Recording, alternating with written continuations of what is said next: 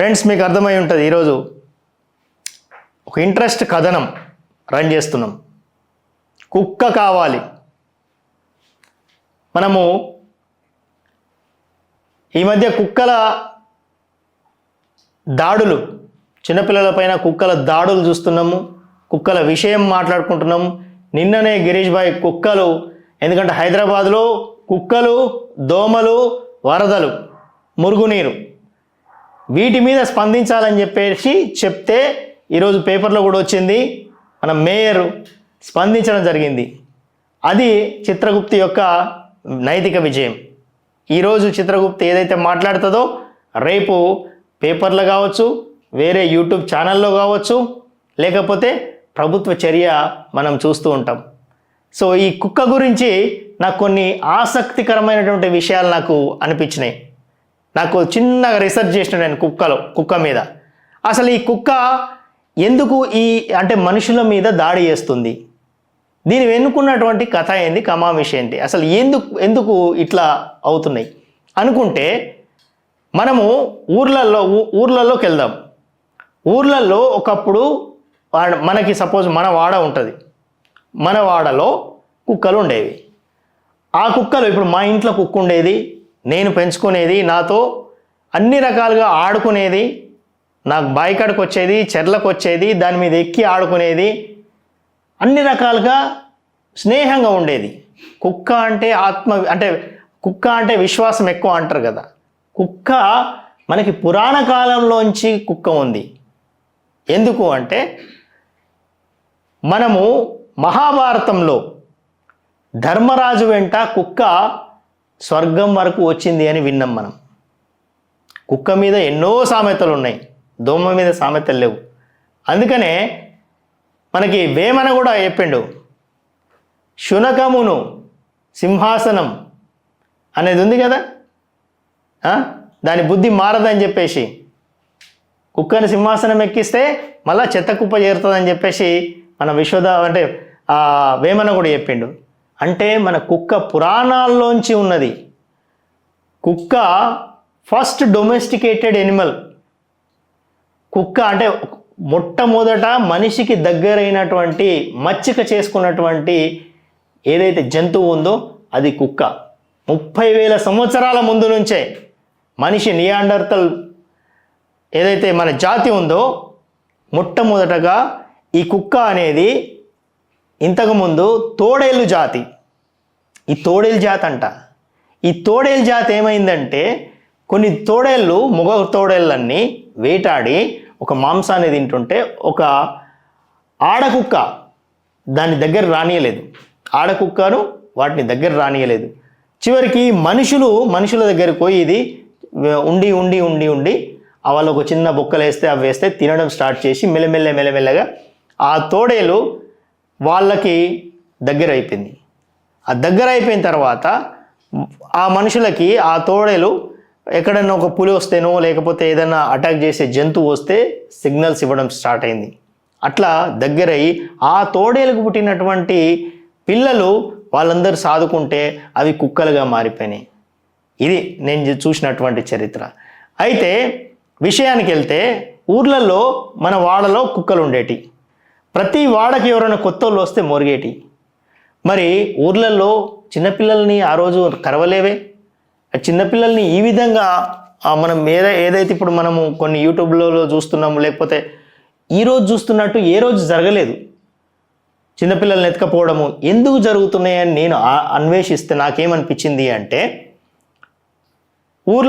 ఊర్లలో మనం తిన్నటువంటి ఆహారం వాటికి వేసేటిది, అవి తినేది. ఎందుకంటే ఊర్లలో ఒక ఇండిపెండెంట్ హౌసెస్ ఉండేటి. మనుషులకి ఈ కుక్కలకి చాలా అంటే ప్రేమానురాగాల ఆప్యాయతలు ఉండేటివి. మంచిగా ఆడుకునేటివి, చిన్నపిల్లలతో కూడా ఆడుకునేటివి. ఇప్పుడు ఏమైపోయిందంటే మనుషులు దూరం అయిపోయారు. ఊర్లో మనకి చాలా కుక్క పిల్లలు అంటే ఊర్లలో పెంపుడు కుక్కలే కాకుండా కాలనీలలో కుక్కలు ఉండేటివి. కొత్తోళ్ళు వచ్చినప్పుడు మొరిగేటివి, ఆ ఊరికి రక్షణగా ఉండేటివి. దీన్ని బట్టి మీకు ఐడియా వచ్చి ఉంటుంది ఈరోజు ఏం జరిగింది అని చెప్పేసి. మనము ఇక్కడ చూస్తున్నాం కదా, గొర్రెల కాపరికి ఒక కుక్క 100 గొర్రెల్ని అది అటు ఇటు పోకుండా మొత్తము దిశానిర్దేశం చేసుకొని కొట్టాల దాకా ఈ కుక్కలు తీసుకెళ్తాయి. అంటే కుక్కల వల్ల ఎంత ఉపయోగం ఉందో చూడండి. 1-2 కుక్కలు 100 గొర్రెల్ని కాపలా కాసి వేరే తోడేళ్ళ నుంచి కావచ్చు, వేరే జంతువుల నుంచి కూడా కుక్కలు కాపాడతాయి. అంటే గొర్రెల కాపరికి ఎంత ఉపయోగమో చూడండి. ఇంకా ఈ పెంపుడు కుక్కల విషయానికి వస్తే మనకి చాలామందికి ఈ కుక్కల గురించి మీకు ఐడియా ఉంటుంది. కుక్కలు ప్రేమగా ఉంటాయి. ఎప్పుడైతే ఒక విషయం గమనించింది లేదో, కుక్కల్ని చాలా దగ్గరగా పెంచుకుంటాం మనం. కుక్కల అంటే ఒక మనకు దగ్గరైనటువంటి మన పిల్లలు మన మీద కూర్చుంటే కుక్క వచ్చి మన దగ్గరకు వచ్చి అది ఇట్లా అంటుంటుంది. అంటే నన్ను ప్రేమించాలి నువ్వు, నన్ను ప్రేమగా చూసుకోవాలి నువ్వు, వాళ్ళని కాదు. అంటే దీన్ని బట్టి ఏమర్థమైందంటే కుక్క వివక్షతని అది భరించలేదు. తననే చూసుకోవాలి, తననే కేర్ చేయాలి అని చూసుకుంటుంది. కుక్క వివక్షతకు గురైంది కాబట్టే ఈరోజు అక్కడ దానికి అది భరించలేనటువంటి కుక్క ఎవరి ద్వారా వివక్షతకు గురైంది? చిన్నపిల్లల ద్వారా. ఎందుకంటే తల్లిదండ్రులను ఎత్తుకునేది చిన్నపిల్లలు. ఆ కుక్క చిన్నపిల్లల మీద ఎందుకు దాడి చేస్తుంది అంటే కుక్కకు వివక్షతకు కారణమైనటువంటి వాళ్ళు చిన్నపిల్లలు. అందుకనే చిన్నపిల్లల మీద దాడి చేస్తుంది. అదే పెద్దోళ్ళ మీద దాడి చేయట్లేదు కదా. అఫ్కోర్స్ అప్పుడప్పుడు పెద్దోళ్ళ మీద కూడా దాడి చేస్తుంది.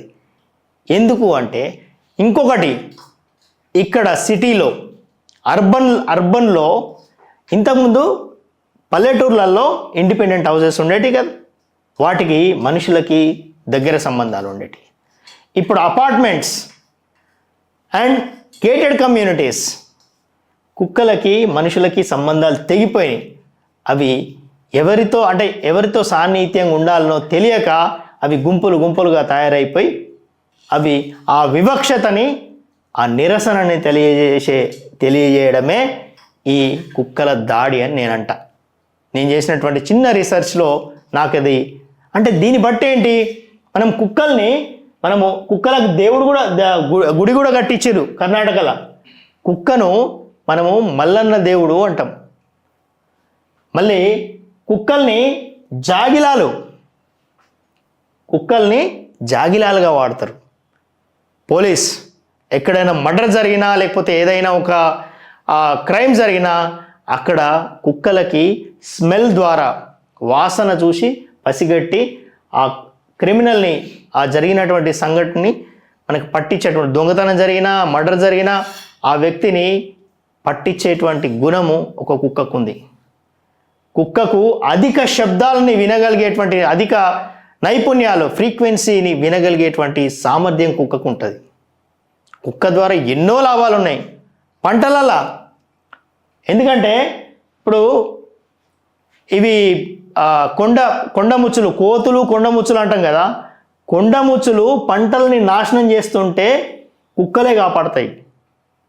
ప్రతి వ్యవసాయదారుడికి ఒక కుక్క ఉంటుంది. ఆ పంట చేల దగ్గరికి లేకపోతే ఆ చేను దగ్గరికి ఎవరిని రానియకుండా కుక్కల కాపలా కాస్తాయి. మా అన్నకు కుక్కలంటే చాలా ఇష్టం.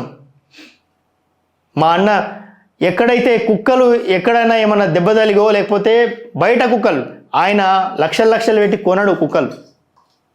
బయట ఏదైనా కుక్క దొరికింది లేకపోతే ఎవరో కుక్కకు దెబ్బ తాకితే తెచ్చిస్తే ఆయన సాదుకుంటాడు. ఆయన ఇంట్లో అన్ని కుక్కలే ఉంటాయి. కుక్క ప్రేమి కూడా ఆయన. నేను గమనించిన చాలాసార్లు ఆ కుక్కలతో ఆ కుక్కలు ఆ పంటను ఎట్లా కాపాడుతాయి అనేది నేను గమనించిన. కుక్కల పైన ఎన్నో మనకి సామెతలు ఉన్నాయి కదా. అసలు కుక్క అనే పదం లేకుండా మనకి కుక్క చావు చస్తావు అంటారు, అవునా? దొంగలు పడ్డ 6 నెలల కుక్కలు మోరినాయి అంటారు సామెత. కుక్కలు చింపిన ఇస్తరి అంటారు. ఇంకా కామెంట్లు పెట్టండి మీరు కుక్కల మీద మీకు మీకు తోచినటువంటి విషయాలు. నేను ఎందుకు చెప్తున్నా అంటే కుక్కలని కనుక అంటే ఇప్పుడు ఇక్కడ జాగిలాలు చూసినాం కదా, మరి దీన్ని బట్టి ఏమర్థమవుతుంది? కుక్కల్ని వాడుకుంటే చాలా ప్రయోజనాలు ఉన్నాయి. కుక్కల్ని వాడుకుంటే చాలా ప్రయోజనాలు ఉన్నాయి. ప్రతి కుక్కని ఆదరిస్తే మనకి ఎన్నో లాభాలు ఉన్నాయి. అలా అని ఈరోజు న్యూస్లో వచ్చింది, కుక్కల్ని రోడ్లపైన బిస్కెట్లు వేయడం కానీ ఇవన్నీ ఆ ఫుడ్ పెట్టడము ఇవి చేస్తే ఏమైపోతుందంటే అది ఈ ఇతరులపైన అవి ఫుడ్ దొరకనప్పుడు ఇతరులపైన దాడి చేస్తాయని చెప్పేసి మనము ఈరోజే ఎవరు పడితే వాళ్ళు వేయొద్దు, ఫుడ్ పెట్టే వాళ్ళు లైసెన్స్ తీసుకోవాలా, లైసెన్స్ తీసుకొని ఫుడ్ పెట్టాలి అని చెప్పేసి మనకు ఒక న్యూస్ కూడా చూసినాం. సో మనకి ఒక కథ కూడా చెప్తాం మీకు. మనకి ఇక్కడ చూడొచ్చు, దొంగలు పడ్డ 6 నెలల కుక్కలు మొరుతాయి, చాట్ల తోడు పోసి కుక్కలకు తాకులాట, చిత్తకార్తె కుక్కలు చింపన ఇస్తారు, కుక్కల పీకలాట, ధర్మరాజు ద్రౌపది కుక్కలకు శాపం. ఇది నేను చెప్తా మీకు. బాలనాగమ్మ అనే స్టోరీలో బాలనాగమ్మను మాయల మరాఠీ కుక్కగా మార్చి తీసుకెళ్ళిండని చెప్పేసి కథ చదివినాం మనం. ఇది కుక్క అనేది మల్లన్న రూపం. ఇంటికి కుక్క కాపలా, పంటకు కుక్కల కాపలా, కుక్కకు ఎక్కువ శబ్దం వినే సామర్థ్యము, కుక్కలకు విశ్వాసం ఎక్కువ. ఇవన్నీ మనము విన్నాం. ఒక చిన్న స్టోరీ చెప్తా వినండి. ద్రౌపది పెట్టిన శాపం వల్లనే కుక్కలు ఇలా అంటే ఇది ఒక చిన్న ఫన్నీగా ఉంటుంది. జనరల్గా పాండవులు పంచపాండవులకి 5గురికి ఒకటే భార్య కాబట్టి ద్రౌపది. మళ్ళా నన్ను అడగకండి ఒకటే భార్య ఆమె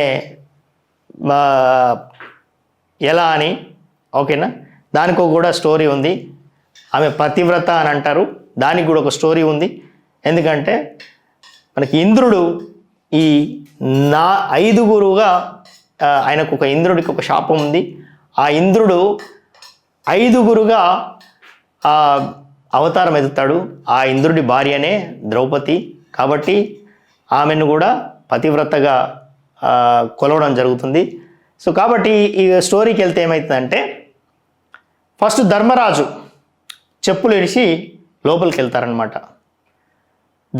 లోపల ద్రౌపది ఉంటుంది, ధర్మరాజు ఉంటారు.